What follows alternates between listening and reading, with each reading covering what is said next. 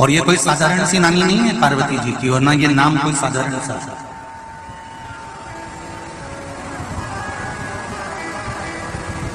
ये वो स्वधा है जो पितरों की धर्म पत्नी है,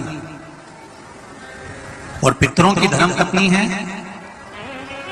यदि किसी के घर में पितृदोष होता है और ब्राह्मण ने कहा कि इनके यहाँ पितृदोष है, 1 रुपए कमाओ 1.25 रुपए खर्च वाला काम चलता है, जरा सा बर्तन गिरा उसके पीछे विवाद हो जाता है, पानी गिर गया उसके पीछे विवाद हो जाता है, छोटी छोटी बात में जिसके घर में जरा जरा सी बात में विवाद हो जाता हो, या 1 रुपए कमाओ 1.25 रुपए खर्च होता हो, या घर का एक व्यक्ति बीमार होता है, दूसरा ठीक होता है, तीसरा बीमार पड़ता है, चौथा ठीक होता है, 5वां बीमार पड़ता है, एक ना एक घर में बीमार चलते रहते हैं, या 1 रुपए कमाने पर सवाया खर्चा हो रहा हो, घर में 1 रुपया भी जुड़ नहीं रहा हो, आया और गया, आया और गया, या किसी ना किसी बात में घर में क्लेश हो रहा हो, तो समझ लो कि ये 4 लक्षण पितृदोष के हैं। ये 4 लक्षण पितृदोष के बताए। अब इतना क्लेश होने पर, घर में धन नहीं आने पर, घर में रोग बढ़ने पर करना क्या चाहिए? तो शिव महापुराण की कथा कहती है, पार्वती जी की जो नानी जी, क्या नाम है जरा जन के बोलिए, स्वधा,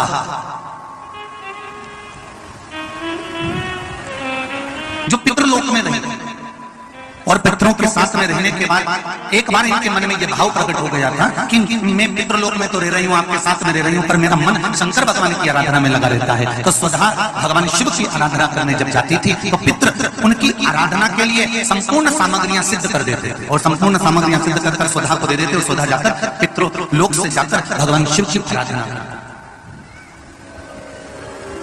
पहले की अगर आपने कथा सुन रखी होगी टीवी के माध्यम से, आस्था के माध्यम से, या फेसबुक यूट्यूब के माध्यम से, तो आपको कहा था शंकर भगवान को जल चढ़ाने से 3 दोष समाप्त हो जाते हैं।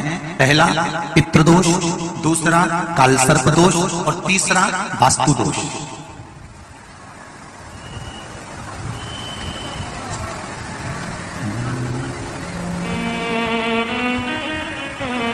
भगवान शंकर को जल चढ़ाने से 3 दोष मिट गए। पहला है पितृदोष, जब हमारे घर के मटके में से, हंडे में से, घर में जो पानी का स्थान होता है वहां से लोटा भरकर पानी भरते हैं, लेकर जाते हैं, तो परिंदा, मटका, हंडा, बाल्टी जिसमें पानी भरा हुआ है रसोई घर में, वो स्थान पितरों का स्थान कहलाता है। उस पितरों के स्थान में से जब पानी भरकर लेकर जाते हैं, तो रसोई घर में से लेकर जब घर में से निकल कर जाते हैं, तो पूरे घर का वास्तु दोष, और उस परिंदे में से, मटके में से पानी भरा तो पितृदोष। और ध्यान देना, इसको ले जाकर जब शंकर भगवान को समर्पित करते हैं तो पितरों का दोष, वास्तु दोष और कालसर्प दोष, ये तीनों अपने आप समाप्त हो जाते हैं मात्र शंकर पर 1 लोटा जल समर्पित कर देने पर।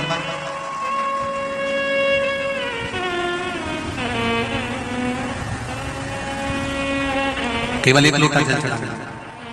शंभो शरणे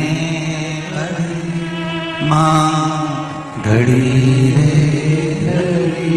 दुख दया करी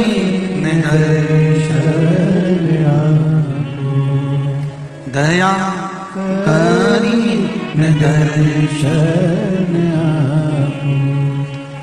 3 दोष अपने आप समाप्त हो जाते हैं। स्वधा शिव जी की पूजन करते हैं।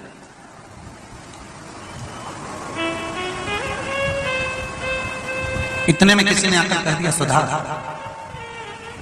तुम्हारी जो लड़कियां हैं 3, तुम्हारी जो पुत्रियां हैं 3, मैना, धन्या, कला, ये तुम्हारी जो 3 पुत्रियां हैं, ये 3 पुत्रियों को श्राप लगा, और संतों का श्राप लगा है कि इनको मृत्यु लोक में जाना पड़ेगा।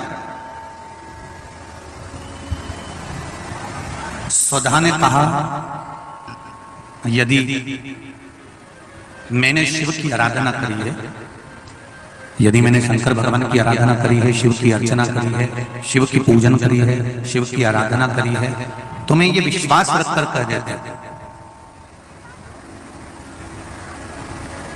कि मेरी बेटियां अगर मृत्यु लोक में गई तो ये तीनों के गोद में स्वयं तीन देवियां ही आकर विराजमान होंगी, ये मेरा विश्वास करता हूं।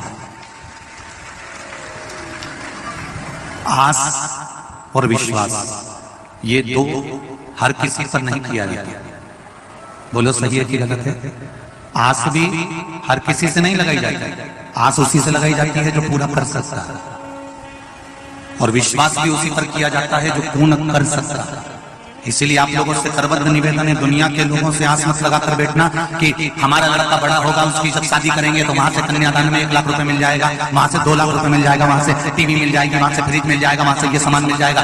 बेटे की शादी करने पर बेटे के लिए ये विचार कर मत बैठना कि वहां से कुछ मिलेगा, बल्कि ये विचार कर रखना कि हे भोलेनाथ, मेरे लड़के की जब मैं शादी करूं तो मुझे इतना देना कि लड़की वालों का ठंडी खर्च नहीं होने को पूरा मैं खर्च कर, इतना मुझे देना।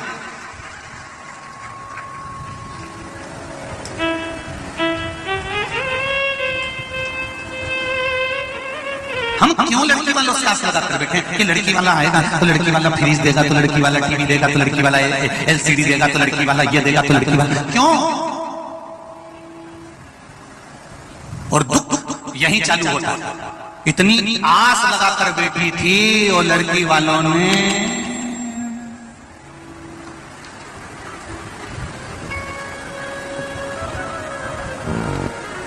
मंदिर में घंटी है, अरे बोलो तो जम क्या, सबके मंदिर में है छोटी सी, और लड़की वालों ने वही करुण घंटी पकड़ा दी।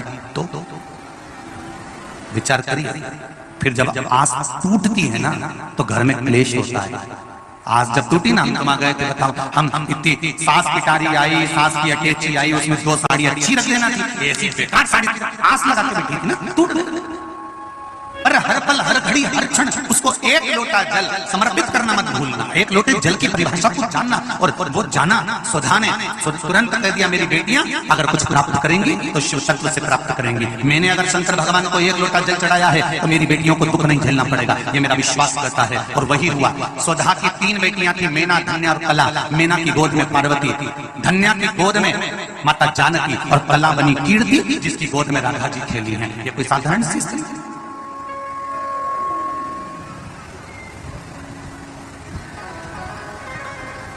अगर घर में पितृ दोष है, वास्तु दोष है, काल सर्प दोष है, और तुम्हें लग रहा है कि मैं 1 रुपए कमा रहा हूं, 100 रुपए खर्चा हो रहा है, या फिर घर में क्लेश बना हुआ है, या घर में बीमारियां बढ़ी हुई है, तो एक काम करना प्रारंभ कर दो। शिव जी के मंदिर में एकादशी के दिन जब आप जल शंकर को चढ़ाने तो रोज ही जाते हैं, जब एकादशी का दिन रहे और शंकर जी के मंदिर में आप जल समर्पित करें तो 3 बार मुख से स्वधा स्वधा स्वधा या स्वधा स्तोत्र का पाठ, जिसमें 12 श्लोक ब्रह्म वैवर्त पुराण के अंतर्गत प्रकृति खंड में ब्रह्मा जी द्वारा स्वधा स्तोत्र के पाठ का महत्व होता है। कोई कहे कि सियोर वाले महाराज ने ये स्वधा स्वधा स्वधा मंत्र कहां से दिया, तो आप उसको बता देना। ब्रह्म वैवर्त पुराण के प्रकृति खंड में से ब्रह्मा जी ने इस स्वधा स्तोत्र पाठ को प्रकट करा और स्वधा के मूल मंत्र का स्मरण कराया। इसमें 12 श्लोक हैं स्वधा स्तोत्र में।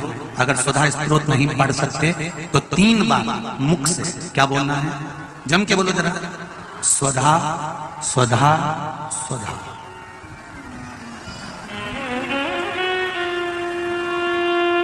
पीछे धा है, हा नहीं तो तुम स्वाहा स्वाहा स्वाहा कर। पीछे क्या है, धा, धनुष वाला। फिर से एक बार बोलिए 3 बार, स्वधा स्वधा स्वधा। और एक बात और ध्यान दीजिएगा,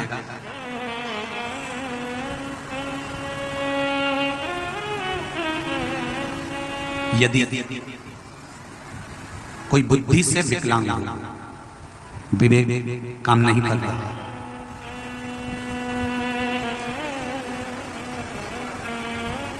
अगर विवेक काम नहीं कर रहा हो, माइंड से कोई कमजोर हो, तो जब स्वधा के नाम से आप शंकर भगवान को जल समर्पित करें